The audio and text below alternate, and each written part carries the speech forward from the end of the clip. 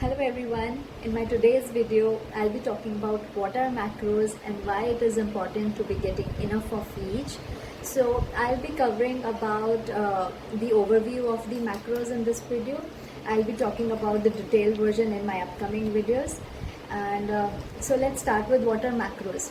So macros are the short form of macronutrients. Macronutrients are the substances that our body needs in a larger quantity. So we have got proteins, carbs and fats are the macronutrients.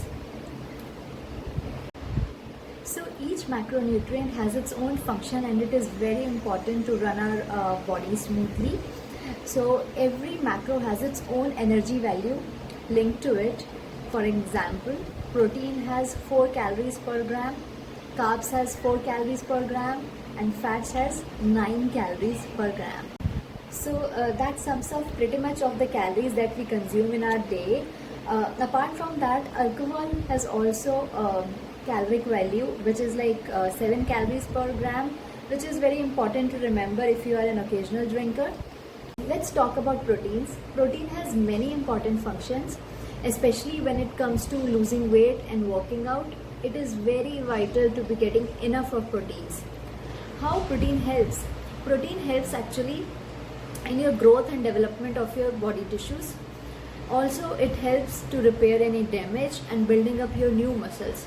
So a good target of daily protein intake in your body is 1 gram per kg of your body weight. This will ensure you constantly that you are having a proper balanced protein in your diet and will help you develop your muscles. Another thing is, if you are in a calorie deficit program, which is what you need when you are trying to lose your weight, so protein will help you keeping you full for longer time. And another thing is, it reduces the development of your hunger hormones, that's ghrelin. If you feel full after having proteins, it's good that you won't eat extra. That automatically stop your extra eating habits. Another benefit is digesting protein always help in burning way more calories as compared to the carbs and fats. So the recent studies has shown that 30% of the protein calories get easily burnt when you just digest your proteins. So that's amazing to know. And don't worry about protein intake. The studies has shown that 1 gram per kg of body weight is absolutely fine to take on a daily basis if you have a healthy kidneys. So that's important. Next comes the carbs. Carbs generally has a very bad repo, and most of the people think that the major reason of getting or gaining weight is the carbs. So I would say the carb is very broad term, and but all the carbs are not responsible for gaining your weight. So we have sugar, starch and fiber from a weight loss point of view, because we are trying to keep our calories low because we are in a weight loss program.